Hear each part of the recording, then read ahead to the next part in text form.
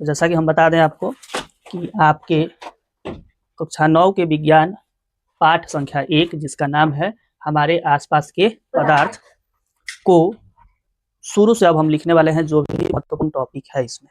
तो जैसे सबसे पहले हमने लिखा कि पदार्थ यानी द्रव्य जिसको मैटर कहते हैं, क्या है पदार्थ से हम क्या समझते हैं, तो कहता है कि वे सारी वस्तुएं जिनमें द्रव्यमान होता है, जिनमें द्रव्यमान होता है, जो स्थान घेरती हैं एवं जिन्हें हम अपनी इंद्रियों द्वारा अनुभव कर सकते हैं, जिन्हें हम अपनी इंद्रियों द्वारा अनुभव कर सकते हैं उसे पदार्थ या द्रव्य कहते हैं। द्रव्यमान कहने का मतलब वजन कुछ होता हो, इंद्रियों द्वारा अनुभव करने का मतलब हवा जब ठंडी चलती है तो हमारा इंद्रिय हमारा आँख कान नाक से महसूस करता है, कहीं से अच्छी सुगंध आती है, सेंट हो, इत्र हो, खाने का सुगंध हो तो वो भी तो पदार्थ है, तो हमारा इंद्रिय उसको ऑब्जर्व करता है कि नहीं, तो वो कर सके वो सभी पदार्थ होते हैं, द्रव्य होते हैं। अब कहता है कि पदार्थ सूक्ष्म कणों से मिलकर बने होते हैं। पदार्थ के उदाहरण क्या है, तो हवा, भोजन, पानी, पत्थर, बादल, तारे, पौधे, पशु, रेत इत्यादि पदार्थ हैं। तो पदार्थ कौन नहीं है, तो प्यार, नफरत, दुख, प्रकाश, उष्मा, ध्वनि, मिनट, घंटा, ऊपर नीचे, अंदर बाहर, सपना, कल्पना इत्यादि ये सब पदार्थ नहीं है।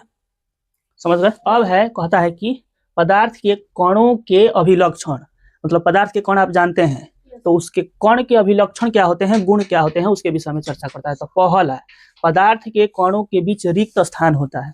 हमने पढ़ा पाठ तो बताया उसमें, यहाँ तो सब रिवीजन हो रहा है और डिटेल में हम फेयर टाइप का लिखवा रहे हैं आपको।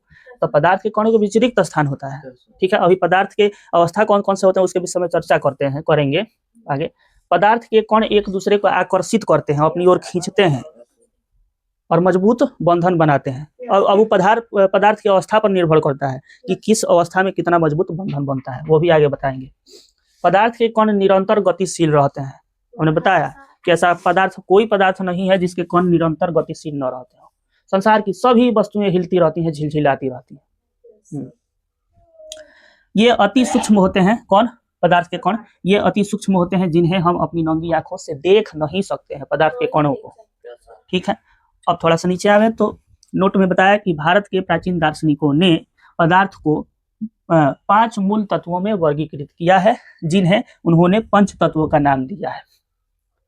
भारत के प्राचीन दार्शनिकों ने पदार्थ को 5 मूल तत्वों में विभाजित किया है और उन्हें पंच तत्व कहा है। वो पदार्थ कौन कौन से हैं, तो वायु, पृथ्वी, जल, अग्नि एवं आकाश, ठीक है। हमारे आधुनिक वैज्ञानिकों ने पदार्थ को दो प्रकार से वर्गीकृत किया है। कौन कौन से, तो पहला भौतिकी आधार पर, भौतिक आधार पर, तो भौतिक आधार पर क्या है, ठोस, द्रव और गैस है। भौतिक आधार पर पदार्थ की जो अवस्था है ठोस, द्रव और गैस। उसके बाद दूसरा है रासायनिक आधार पर। तो रासायनिक आधार पर क्या होते हैं जी पदार्थ की अवस्थाएं, तो तत्व, यौगिक और मिश्रण होते हैं। किंतु इस पाठ में जिसका नाम है कि हमारे आसपास के पदार्थ में, हमें इस अध्याय में हम पदार्थ की केवल भौतिक अवस्था पर यानी ठोस, द्रव और गैस पर चर्चा करेंगे, ठीक है। भौतिक आधार पर पदार्थ को 3 वर्गों में वर्गीकृत किया गया है, पीछे हमने बताया, तो उसी को फिर से लिखेंगे, हेडिंग बनाएंगे कौन कौन सा है, तो ठोस, द्रव और गैस। अब हम इन तीनों को विस्तार से पढ़ेंगे, जिसमें सबसे पहले ठोस को हेडिंग बनाएंगे और इस पर हम कल लिखेंगे। तो ठोस क्या है, पदार्थ की वह अवस्था जिसका आकार व आयतन निश्चित होता है, ठीक है, ठोस कहलाता है। इसके गुणधर्म जानिए, तो पहला बात वही बताया कि ठोसों का आकार व आयतन निश्चित होता है। ठोसों में कणों के बीच जगह यानी रिक्त स्थान बहुत कम होते हैं, यानी 9 के बराबर होते हैं। उसके बाद कहता है कि इसके कणों के बीच आकर्षण बल बहुत मजबूत होता है, ये बहुत गठीले होते हैं ठोस, ठीक है। ठोसों के कणों के बीच आकर्षण बल बहुत मजबूत होता है। ठोसों को संपीड़ित नहीं किया जा सकता है, पिचकाया नहीं जा सकता है। इसमें बहाव का गुण नहीं होता है। आप अपने चारों तरफ ठोस चीज देख रहे हैं, वस्तुएं देख रहे हैं, क्या उनमें बहाव का गुण होता है, नहीं होता है। ठोसों का घनत्व उच्च होता है, घनत्व मतलब घनापन काफी ज्यादा होता है, ठीक है। इसकी सीमाएं निश्चित होती हैं एवं स्पष्ट होती हैं। किसी भी ठोस वस्तु का जो सीमा है वो निश्चित होता है, स्पष्ट होता है, समझ गए। ये कठोर यानी दृढ़ होते हैं, मजबूत होते हैं। इसका विसरण नहीं होता है, विसरण मतलब फैलाव, एक दूसरे में घुलना मिलना, ऐसा नहीं होता है। अब हम द्रव के विषय में चर्चा करेंगे। तो पदार्थ की वो अवस्था जिसका आयतन निश्चित, आकार अनिश्चित होता है, उसे द्रव कहते हैं। ठीक है, द्रव। अब द्रव का गुण क्या है? तो वही बताया, आयतन निश्चित होता है, आकार निश्चित नहीं। इसके कणों के बीच जगह ठोसों से अधिक तथा गैसों से कम होता है। मतलब रिक्त स्थान। आप देखो, अगर चित्र से इसको हम दिखाएं तो ये है आपका ठोस, ये है ठोस। अच्छा देखिए, ये है ठोस की संरचना, समझ गए? और ये है आप समझिए द्रव की।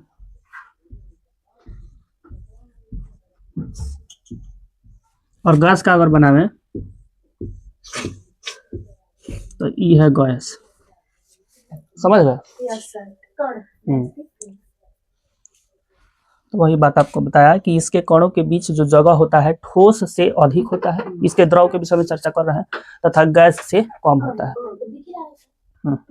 इसमें बहाव का गुण होता है, जल द्रव बह सकता है। चलिए, ये नगण्य संपीड होते हैं, इन्हें नहीं के बराबर पिचकाया जा सकता है। ठीक है, मतलब थोड़ा बहुत कहीं पिचकाया जा सकता है। इसके कणों के बीच आकर्षण बल ठोसों से कम तथा द्रवों से अधिक होता है। आकर्षण बल मतलब कण एक दूसरे को अपनी ओर खींचते हैं, तो ऐसा ठोसों से कम होता है और गैसों से अधिक होता है।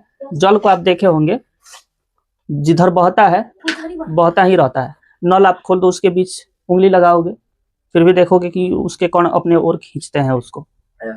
तो यही उस गुण को प्रदर्शित करता है, दर्शाता है। क्या कहता है कि इसके कणों के बीच आकर्षण बल होता है, मतलब हाँ, एक दूसरे अपनी ओर खींचते हैं।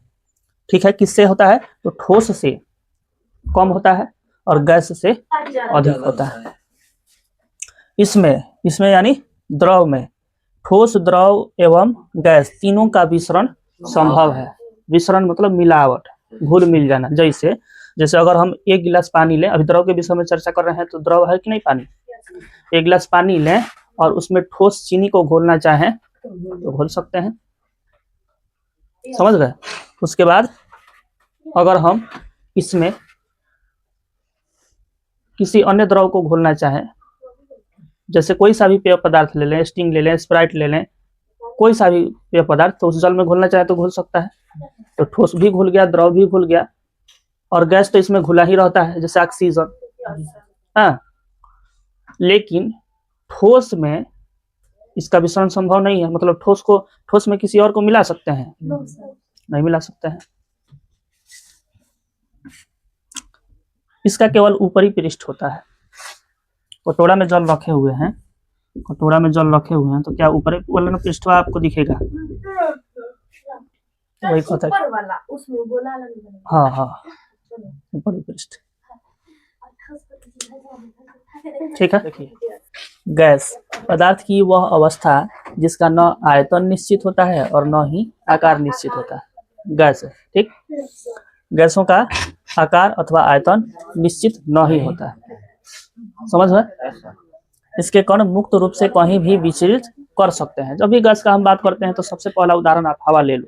हवा का क्या आकार निश्चित रहता है? क्या आयतन निश्चित रहता है? नहीं रहता है। ये मुक्त रूप से कहीं भी जिधर मन चाहे उधर विचलित कर सकते हैं, जा सकते हैं। ठीक है, कहता है कि इसके विचलित कर सकते हैं। इसके कणों के बीच आकर्षण बल काफी कम होता है। यह हवा है, हमारे चारों तरफ हवा है। अगर इसके बीच आकर्षण बल मजबूत होता है, ठोस के तरह मजबूत होते हैं, तो क्या हम हवा में इधर उधर जा सकते थे? नहीं। तो इसके कणों के बीच आकर्षण बल काफी कम होता है। गैसों को संपीड़ित करना आसान। ठीक है, इसका घनत्व काफी कम होता है। किसका? गैसों का, यानी हवा का घनत्व काफी कम होता है। घनापन, ये सभी दिशाओं में समान दाब डालते हैं। हवा जो है, गैस जो है, सभी दिशाओं में बराबर दाब डालते हैं। इन्हें केवल बंद बर्तन में इकट्ठा कर सकते हैं। कटोरा कटोरी में इसको इकट्ठा कर सकते हैं? नहीं कर सकते हैं। इसे बंद बर्तन में इकट्ठा कर सकते हैं। ठीक है, गैस वायु में आसानी से घुल जाती हैं। कोई सा भी गैस हो, एलपीजी गैस हो या नाइट्रोजन हो, ये वायु में आसानी से घुल जाती है। हवा क्या है? सभी गैसों का मिश्रण है। कई गैसें इसमें घुली हुई है। हाँ, तो ये आपके गैस के विषय में कुछ बातें रहा। ठीक है, याद कीजिएगा। गलनांक जिसको हम मेल्टिंग पॉइंट भी कहते हैं इंग्लिश में, यानी वह न्यूनतम तापमान, वह न्यूनतम तापमान जिस पर कोई ठोस, क्या ठोस पिघलकर द्रव बन जाता है, उसका गलनांक कहलाता है। किसका? ठोस का। ठोस का गलनांक क्या कहलाता है? तो वह न्यूनतम तापमान कहलाता है जिस पर वह पिघल जाता है, पिघलकर द्रव बन जाता है। अब कहता है कि किसी ठोस का गलनांक उसके कणों के बीच के सामर्थ्य को दर्शाता है। सामर्थ्य यानी वह कितने मजबूत बंधनों से बंधा हुआ है, इसको दर्शाता है। यदि वो अत्यधिक मजबूत बंधनों से जुड़ा हुआ है, बंधा हुआ है, तो उसका गलनांक जो होगा काफी अधिक होगा। उसको पिघलाने के लिए अधिक ताप की आवश्यकता होगी। लेकिन कम जटिल बंधनों से जुड़ा हुआ है, उतना मजबूती से नहीं बंधा हुआ है, तो उसका गलनांक कम होगा। यानी उसको पिघलाने के लिए तापमान की आवश्यकता कम होगी। जैसे यही फर्क देखो आप, जैसे बर्फ का गलनांक 273.15 है, माने समझो इसको 273 है केल्विन में, और सेल्सियस में 0 डिग्री सेल्सियस है, और फारेनहाइट में 32 डिग्री फारेनहाइट है। तीनों में हमने आपको बता दिया। किंतु लोहा का गलनांक देख लो, 1811 केल्विन है। सेल्सियस में अगर कहें तो 1538 डिग्री सेल्सियस है, और फारेनहाइट में 2800 डिग्री फारेनहाइट है। अंतर हुआ कि नहीं हुआ? तो अब आप सभी जानते हैं कि लोहा कितना मजबूती से बंधा हुआ होता है, और बर्फ कैसा होता है। बर्फ को तो कभी कभी हम हाथ से मारकर भी तोड़ सकते हैं, लोहा को हाँ। तो यही बात आपको बता दिया कि किसी ठोस का गलनांक जो होता है उसके कणों के बीच जो सामर्थ्य है, मजबूती है, को दर्शाता है। ठीक है, अब नोट में कहता है कि तापमान का अंतर्राष्ट्रीय इकाई केल्विन है। अंतर्राष्ट्रीय इकाई का मतलब है एसआई मात्रक, एसआई यूनिट्स, और एसआई यूनिट्स का फुल फॉर्म है कि सिस्टम इंटरनेशनल यूनिट। और इसका मतलब हमने आपको पहले भी बताया है कि सिस्टम इंटरनेशनल यूनिट का मतलब होता है कि इससे पूरे विश्व में लोग जानते हैं। ठीक है, जैसे तापमान का मात्रक और भी कुछ है, जैसे डिग्री सेल्सियस है, फारेनहाइट है, तो ये एसआई मात्रक नहीं है, इसे पूरे विश्व में लोग नहीं जानते हैं। लेकिन केल्विन को पूरे विश्व में लोग जानते हैं। क्यों? क्योंकि यह एसआई मात्रक है। ठीक है, अब देखिए 0 डिग्री सेल्सियस बराबर 273.15 केल्विन होता है, किंतु सुविधा के लिए, गणना में सुविधा के लिए 0 डिग्री सेल्सियस बराबर 273 केल्विन ही माना जाता है। चलिए, तापमान की माप को केल्विन से सेल्सियस में बदलने के लिए दिए हुए तापमान में से 273 घटाते हैं, केल्विन से सेल्सियस में बदलने के लिए, और सेल्सियस को केल्विन में बदलने के लिए उसमें 273 जोड़ देते हैं। ठीक है, संगलन यानी गलन, दोनों एक ही बात है। कहता है कि गलनी की प्रक्रिया यानी ठोस अवस्था से द्रव में परिवर्तन को ही संगलन कहते हैं। ठोस से द्रव में बदलने की जो प्रक्रिया है उसे संगलन या फिर गलन कहते हैं। संगलन की प्रसुप्त उष्मा, या फिर इसी को हम संगलन की गुप्त उष्मा भी कहते हैं। कहता है कि वायुमंडलीय दाब पर 1 केजी ठोस को, वायुमंडलीय दाब पर 1 केजी ठोस को उसके गलनांक पर द्रव में बदलने के लिए जितनी उष्मीय ऊर्जा की आवश्यकता होती है उसे उसका संगलन की प्रसुप्त उष्मा, गुप्त उष्मा, छुपी हुई उष्मा, एक ही बात है, कहते हैं। समझ गए? ठोस को 1 केजी ठोस को उसके गलनांक पर, उसके ठोस के गलनांक पर, ठोस का जितना गलनांक होगा उसके गलनांक पर द्रव में बदलने के लिए जितनी उष्मीय ऊर्जा की आवश्यकता होती है उसे उसका प्रसुप्त उष्मा या फिर गुप्त उष्मा कहते हैं। अब कहता है 0 डिग्री सेल्सियस माने 273 केल्विन पर जल के कणों की ऊर्जा उसी तापमान पर बर्फ के कणों की ऊर्जा से अधिक होती है। 0 डिग्री सेल्सियस पर जल दोनों अवस्थाओं में रहता है, बर्फ में भी और द्रव में भी। समझ गए? तो द्रव के कणों के बीच जो ऊर्जा होता है वो बर्फ से अधिक होता है। समझ गए? सुनिए, वाष्पीकरण की गुप्त उष्मा, वायुमंडलीय दाब पर 1 केजी द्रव को उसके क्वथनांक पर गैस में बदलने के लिए जितनी उष्मीय ऊर्जा की आवश्यकता होती है उसे वाष्पीकरण की गुप्त उष्मा कहते हैं। यह ठीक उसी प्रकार का है जिस टाइप से हमने संगलन की या फिर गलन की गुप्त ऊष्मा के विषय में चर्चा किया है। ठीक है, अब कहता है कि वाष्पीकरण की ऊष्मा के कारण ही 173 केल्विन यानी 100 डिग्री सेल्सियस तापमान पर भाप अर्थात वाष्प के कणों में उसी तापमान पर पानी के कणों की अपेक्षा अधिक ऊर्जा होती है। किसके कारण? तो वाष्पीकरण की गुप्त ऊष्मा के कारण है। मतलब इतना ही तापमान पर पानी में भी और भाप में भी, इन दोनों में अधिक ऊर्जा किसमें होती है? तो भाप में होती है। समझ गए? क्योंकि वाष्पीकरण की गुप्त ऊष्मा जल में रहती है। समझ गए? पानी में। अब आप सुनिए, पानी भाप में कब बदलता है? जब तक उसके संपूर्ण माने पूरे कणों को इतनी ऊर्जा नहीं मिल जाती है कि वे मुक्त रूप से विचलित करने लग जाए। तब तक क्या होता है? तो वो ऊष्मा को छुपाए रखता है। उसी को हम वाष्पीकरण की गुप्त ऊष्मा कहते हैं। ऊर्ध्वपातन मतलब सब्लिमेशन। ठीक है, किसी ठोस पदार्थ का द्रव अवस्था में परिवर्तित हुए बिना सीधे गैसीय अवस्था में बदलने की प्रक्रिया को ऊर्ध्वपातन कहते हैं। ठीक है, जैसे कपूर आप जानते हैं, कपूर को जब हम जलाते हैं तो ये सीधे ठोस से गायब हो जाता है, गैस में बदल करके खत्म हो जाता है, उड़ जाता है। ठीक उसी तरह से नवसादर, अमोनियम क्लोराइड इत्यादि ये सभी क्या हैं? ऊर्ध्वपातित पदार्थ हैं। समझ गए? ऊर्ध्वपातन का मतलब कि ठोस से सीधे गैस में बदलना। अच्छा, निक्षेपण, कॉन्डेंसेशन पदार्थ के गैसीय अवस्था से सीधे ठोस में बदलने की प्रक्रिया को निक्षेपण कहते हैं, कॉन्डेंसेशन कहते हैं। अब सुनिए, अब कहता है कि दाब परिवर्तन का प्रभाव में हमने क्या जाना कि दाब के बढ़ने और ताप के घटने से गैस द्रव में बदल सकती है। वो पिस्टन वाला क्रियाकलाप में हमने जाना कि दाब को बढ़ा करके, गैसों पर दाब को बढ़ा करके और तापमान घटा करके, मतलब उसको शीतलता प्रदान करके क्या कर सकते हैं? तो उसको द्रव में बदला जा सकता है। किसको? गैस को। समझ गए?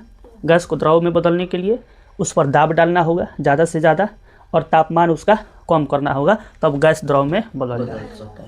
सुनिए, जब वायुमंडलीय दाब का माप 1 एटमॉस्फेयर यानी एटीएम हो तो ठोस CO2 द्रव अवस्था में आए बिना सीधे गैस में परिवर्तित हो जाती है। ठोस कार्बन डाइऑक्साइड के विषय में कहता है कि जब वायुमंडलीय दाब का माप, मतलब वायुमंडल में दाब कितना हो, तो 1 एटमॉस्फेयर हो, तो ठोस CO2 द्रव अवस्था में आए बिना सीधे किसमें परिवर्तित हो जाता है? बदल जाता है, गैस में परिवर्तित हो जाता है। ठीक है, यही कारण है कि इस ठोस कार्बन डाइऑक्साइड को शुष्क बर्फ, ड्राई आइस भी कहते हैं। समझ गए? अच्छा, अब पदार्थ की अवस्था में कहता है ठोस, द्रव और गैस, 3 अवस्था होती है। ठोस का जब संगलन होता है तो ये द्रव में बदलता है। अच्छा, जब द्रव का वाष्पीकरण होता है तो गैस में बदलता है, और जब गैस का निक्षेपण होता है तो ठोस में बदलता है। निक्षेपण। ठीक, अब सुनिए, अब जब ठोस का ऊर्ध्वपातन होता है तो ये गैस में बदलता है, जैसे कपूर वाला कहानी। और जब गैस का संघनन होता है तो द्रव में बदलता है, और जब द्रव का जमना होता है, हिमीकरण होता है, तो यह ठोस में बदलता है, जो आपका पानी बर्फ बन जाता है। समझ गए? अच्छा, आगे चलिए। दाब का एसआई मात्रक पास्कल, जिसको PA से व्यक्त करते हैं। दाब का एसआई मात्रक पास्कल होता है, और अन्य मात्रक इसका क्या है? ATM मतलब एटमॉस्फेयर है। 1 ATM बराबर होता है 1.01 गुना 10 के पावर 5 पास्कल के बराबर। समझ गए? वायुमंडल में वायु का दाब वायुमंडलीय दाब कहलाता है। वायुमंडल में वायु का दाब वायुमंडलीय दाब कहलाता है। समुद्र की सतह पर वायुमंडलीय दाब 1 ATM एटमॉस्फेयर होता है, और इसे सामान्य दाब कहा जाता है। समझ गए? 1 एटमॉस्फेयर क्या है? समुद्र के सतह पर वह सामान्य दाब है। अब उसी में क्या है? वायुमंडलीय दाब को सामान्यतः ATM माने एटमॉस्फेयर या पास्कल PA से व्यक्त किया जाता है या मापा जाता है। समझ गए? अब वाष्पीकरण को समझेंगे। वाष्पीकरण के इसमें क्या होता है कि द्रव के वाष्प में परिवर्तित होने की प्रक्रिया को वाष्पीकरण कहते हैं।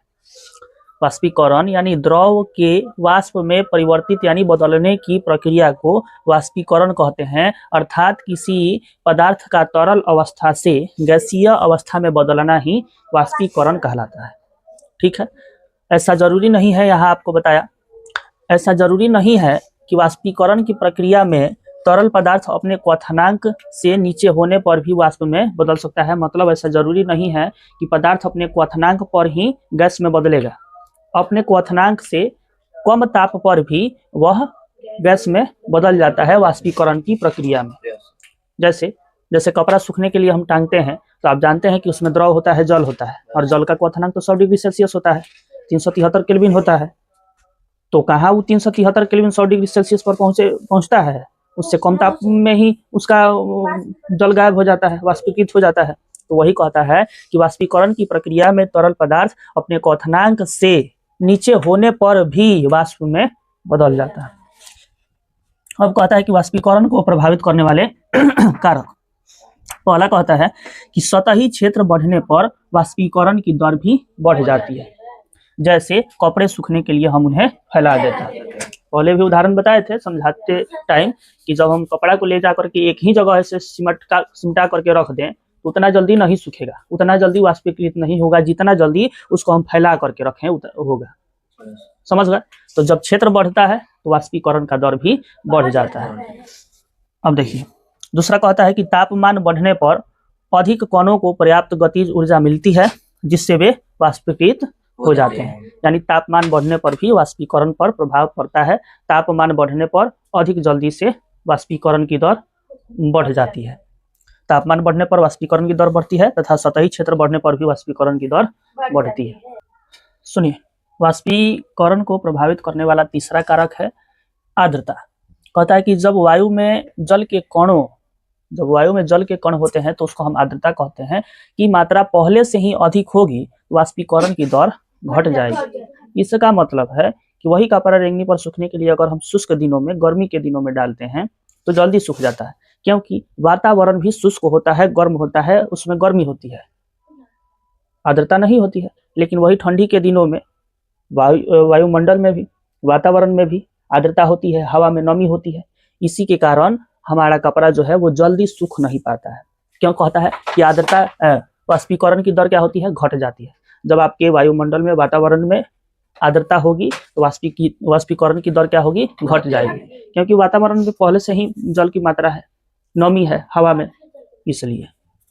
फिर कहता है कि वायु के तेज होने से जलवाष्प के कण वायु के साथ उड़ जाते हैं, जिससे आसपास के जल वाष्प की मात्रा क्या होती है, घट जाती है। कहने का मतलब है कि वायु के तेज होने से भी हमारे वाष्पीकरण पर प्रभाव पड़ता है, जल्दी सूख जाता है कपड़ा, या फिर वाष्पीकरण जल्दी हो जाता है। वाष्पीकरण के कारण शीतलता कैसे होता है इसको हम समझेंगे। तो सबसे पहले 1 नंबर उदाहरण में आपको कहता है कि खुले हुए बर्तन में रखे द्रव में निरंतर वाष्पीकरण होते रहता है। वाष्पीकरण के दौरान कम हुई ऊर्जा को पुनः प्राप्त करने के लिए, वाष्पीकरण के दौरान कम हुई ऊर्जा को पुनः मतलब दोबारा फिर से प्राप्त करने के लिए द्रव के कण अपने आसपास से ऊर्जा के अवशोषित होने के कारण, द्रव के कण अपने आसपास से ऊर्जा के अवशोषित होने के कारण वहां पर क्या होती है, शीतलता उत्पन्न होती है। हाँ, अब 2 नंबर समझिए। क्योंकि आप जानते हैं कि वाष्पीकरण के कारण शीतलता होता है, कैसे होता है यहाँ पर आप जान गए। अब 2 नंबर देखिए, जब एसीटोन या नाखून पॉलिश हटाने वाले द्रव को अपनी हथेली पर गिराते हैं तो क्या होता है, तो वहां पर में शीतलता महसूस होता है हमें, लेकिन उसका कारण क्या है, तो इसके कण आपकी हथेली या उसके आसपास से ऊर्जा प्राप्त कर लेते हैं और वाष्पीकृत हो जाते हैं। एसीटोन अथवा नाखून पॉलिश करने वाले जो द्रव हैं उसके कण आपके हथेली के आसपास से ऊर्जा प्राप्त कर लेते हैं और वाष्पीकृत हो जाते हैं। ठीक है, जिससे हथेली पर शीतलता महसूस होती है। Yes sir. समझ गए। तीसरा, तेज धूप वाले गर्म दिनों में लोग अपनी छतों पर या फिर खुले स्थान पर, अन्य जगह पर, द्वार इत्यादि पर जल का हम छिड़काव करते हैं। जल के छिड़काव करने से क्या होता है, शीतलता उत्पन्न होती है। कैसे, तो क्योंकि जल के वाष्पीकरण की गुप्त ऊष्मा गर्म सतह को शीतलता प्रदान करती है। क्यों जी? जब उस गर्म सतह पर हम डालते हैं तो पानी क्या करता है, वहाँ की उष्मा को सोख लेता है और वो वाष्पीकृत होता है। तो अब हम जानते हैं कि वाष्पीकरण के फलस्वरूप शीतलता उत्पन्न होता है। समझ गए? अब आपका ये कुछ राशियां हैं, उनके मात्रक हैं तथा उनका प्रतीक है कि उनको व्यक्त किससे करते हैं। राशियां क्या है? तो तापमान है, तापमान को हम केल्विन, इसको के से व्यक्त करते हैं। के एसआई मात्रक है, इसका प्रतीक है। ठीक है, के माने केल्विन। दूसरा है लंबाई, इसको मीटर है इसका मात्रक, एम से व्यक्त करते हैं। तीसरा है संहति, जिसको हम किलोग्राम केजी से व्यक्त करते हैं। जो भी सामान्य वगैरह हम खरीदते हैं ज्यादातर इसमें ही खरीदते हैं, दाल चावल आटा इत्यादि। उसके बाद है भार, जिसको हम न्यूटन से, इसका मात्रक है जिसे हम एन से व्यक्त करते हैं।